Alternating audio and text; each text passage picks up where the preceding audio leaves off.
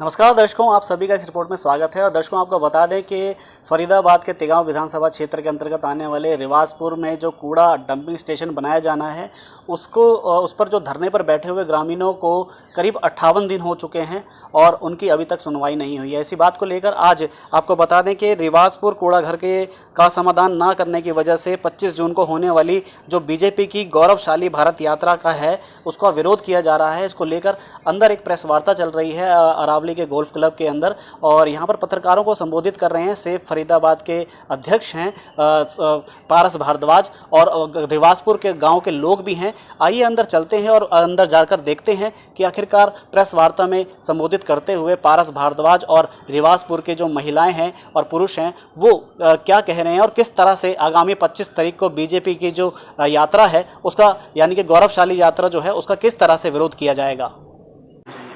देखिए, हमारा जो आज का मुद्दा है, हम रिवाजपुर में जो डंपिंग यार्ड बन रहा है, जो कूड़ा घर बना रही है सरकार रिवाजपुर जैसे घनी आबादी वाले क्षेत्र में, उसका हम लोग लगातार 58 दिन से विरोध कर रहे हैं। हमारी जनता, हमारी माताएं, बहनें, बुजुर्ग, बच्चे, युवा वहाँ पर लगातार 58 दिन से गर्मी में, धूप में परेशान हो रहे हैं, वहाँ बैठे हुए हैं, लेकिन सरकार के कान पर जूं तक नहीं रेंग रही है। अब हम शांतिपूर्वक तरीके से बहुत लंबा समय हो गया हमें करते हुए, और हमें लगातार आश्वासन दिए जा रहे हैं, लगातार बोला जा रहा है कि हम कर रहे हैं, लेकिन कर कोई कुछ नहीं रहा। अब बात यहाँ पर ये आ रही है कि 25 जून को एक रैली निकाली जा रही है जिसको ये गौरवशाली भारत यात्रा का नाम दे रखा है, जो बीजेपी की जो रैली निकाली जा रही है। तो हम ये कह रहे हैं कि हमारे शहर में, अगर हमारे गाँव में 13वीं मन रही है तो हम शहर में उत्सव नहीं मनने देंगे बिल्कुल भी, ठीक है। तो हम इस रैली का विरोध करेंगे। 16 गाँव से, हर गांव से आप मान के चल लीजिए 200, 300 आदमी इस रैली के अंदर विरोध के लिए जाएगा, और इस रैली के माध्यम से हम अपना जो विरोध प्रदर्शन है वो हम रखेंगे और अपनी बात वहां पर रखेंगे। यानी कि रैली में जाएंगे जरूर, यानी कि विरोध की तरफ जाएं या पक्ष की तरफ जाएं? नहीं, रैली में जाएंगे जी, हम विरोध करने के लिए जाएंगे, पक्ष की तरफ नहीं जाएंगे। हाँ, लेकिन अगर ये हमारा समाधान कर देते हैं, हमारे यहाँ पर ये ऐसा काम कर देते हैं कि हमारे यहाँ पर भी लड्डू बंटने का और उत्सव मनने के जैसा कुछ माहौल हो जाए कि जो कूड़ा घर का जो आदेश है बनाने का उसको वापस ले लें, तो हम हो सकता है इसकी रैली के समर्थन में भी जाएं। आपने अभी तस्वीरें भी साझा की थी कि किस तरह से बिन मौसम बारिश के चलते वहाँ पर जो है क्या हालात हो गए थे, कूड़ा जो है कितनी बुरी तरह से फैल गया था। लेकिन अगर पूरी तरह से ये बन जाता है डंपिंग यार्ड तो इस तरह की बारिशों के मौसम में कितने हालात जो है बद से बदतर होने वाले हैं।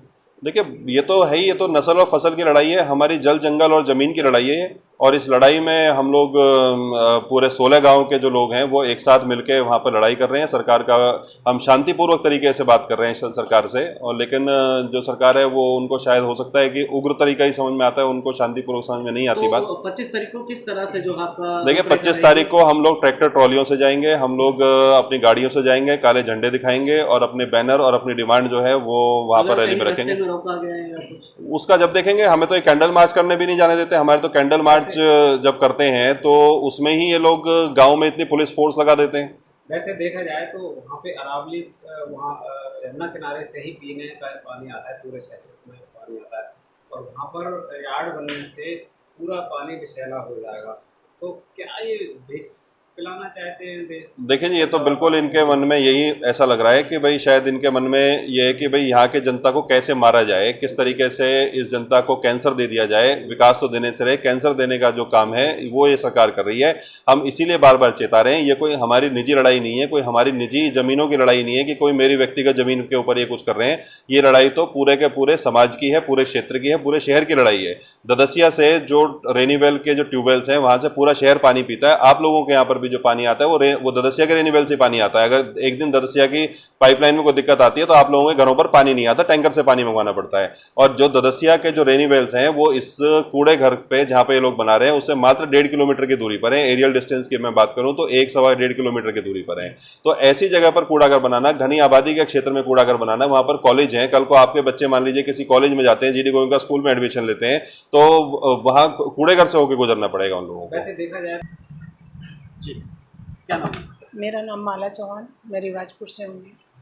अक्सर महिलाएं घर में ही रहती हैं, चूल्हा चौका देखते हैं, घर परिवार देखती हैं, लेकिन पिछले 58 दिनों से लगभग जो महिलाएं हैं रिवाजपुर की धरना कर रही हैं, प्रदर्शन कर रही हैं और अपनी मांगे कर रही हैं, इसलिए इसलिए कि जी यहाँ पे हमारे गांव के बीच में डंपिंग यार्ड बनाया जा रहा है, तो वो बिल्कुल हमारे नज़दीक ही है, जिससे हमारी नस्ल और फसल दोनों ख़त्म होने वाली हैं।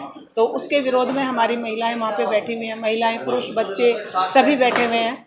और ऐसा कुछ नहीं है कि महिलाएं सिर्फ चूल्हा चौका ही करना जानती हैं, वो क्रांतिकारी भी बन सकती हैं, झांसी की रानी भी बन सकती हैं, ऐसा कुछ नहीं है। वोट जिनको वोट देते चले आ रहे हो, देखिए वोट जी, भी देना चाहते हो और वो ही हम बीजेपी वाले हैं और हमने हमेशा से बीजेपी को समर्थन किया और बीजेपी को ही हमने वोट तारीख को जो रैली है जी, बीजेपी का है, हम क्या किस तरह से महिलाएं इकट्ठा पहुंचेंगी, किस तरह से जी अपनी बात हम रखेंगी? जी हम ये कहना चाहते हैं कि हमारी जो डंपिंग यार्ड है, जो उसके विरोध में हम 58 दिन से बैठे हुए हैं, सरकार ने अभी तक हमारी सुनी नहीं है। हम 2 बार मंत्री जी से भी मिले हैं, उन्होंने हमें आश्वासन जरूर दिया है, लेकिन हमारा एक ही कहना है कि 25 तारीख से पहले आके वो यहाँ पे घोषणा कर दें कि यहाँ पे डंपिंग यार्ड नहीं बनेगा। नहीं तो हमारे जो 16 गाँव की जनसंख्या है, 70,000 आदमी, हमें नहीं पता किसका फेस कैसा, वो कोई भी जाके वहाँ पे उसका विरोध कर सकता, हम उसको रोक नहीं पाएंगे। इसलिए उससे पहले हमारी एक ही रिक्वेस्ट है, 25 तारीख से पहले आके और यहाँ पे डंपिंग यार्ड हटाने का जो है उसकी घोषणा कर दें मंत्री जी, तो हम लोग कोई विरोध नहीं करेंगे, वरना तो हम किसी को रोक नहीं पाएंगे। सबकी जिम्मेदारी हम नहीं ले सकते। डंपिंग यार्ड बन जाता तो किस तरह से यहाँ पर बच्चों के रिश्तों पर असर पड़ेगा? यहाँ तो हर चीज़ के असर पड़ेगा जी, बंदवाड़ी वाला हाल यहाँ पे भी हो जाएगा। हम तो सरकार से एक ही बात कहना चाहते हैं कि जो बंदवाड़ी में गंदगी है उसी को रिसाइकल वहीं पे किया जाए, ना कि जगह जगह वो गंदगी फैलाई जाए और वहाँ से उठा के यहाँ डाल दिया जाएगा, जबकि ये तो बिल्कुल ही गाँवों के नज़दीक ही है। हमारे कितने गाँव हैं कि जो बिल्कुल उसके टच में है, आधा किलोमीटर भी दूरी पे नहीं है, बिल्कुल टच उसके साथ गांव है, बीपीएल कॉलोनी है, ठीक है ना। तो और हमारे जो पैदावार खेती है बिल्कुल बिल्कुल साथ में सटी हुई है, तो वो हमारी सबको नष्ट हो जाएगा, सब कुछ नष्ट हो जाएगा। वैसे नष्ट करने का काम सरकार ना करे। जी बिल्कुल, हमारी यही रिक्वेस्ट है कि ऐसा काम ना करें और कहीं इसको दूर ऐसी जगह ले जाएं जहाँ कम से कम 10 किलोमीटर तक कोई आबादी ना हो। ऐसी बहुत जगह है, अगर सरकार ढूंढना चाहे तो मिल जाएगी। दर्शकों, अगर आपको ये वीडियो पसंद आई तो वीडियो को लाइक और शेयर करें, वहीं टुडे एक्सप्रेस न्यूज़ के यूट्यूब चैनल को सब्सक्राइब करें। और अगर इस वीडियो को फेसबुक पेज पर देख रहे हैं तो टुडे एक्सप्रेस न्यूज़ के फेसबुक पेज को लाइक और फॉलो ज़रूर करें, ताकि आने वाली वीडियो की अपडेट आपको मिलती रहे। आप सभी का इस वीडियो को देखने के लिए धन्यवाद।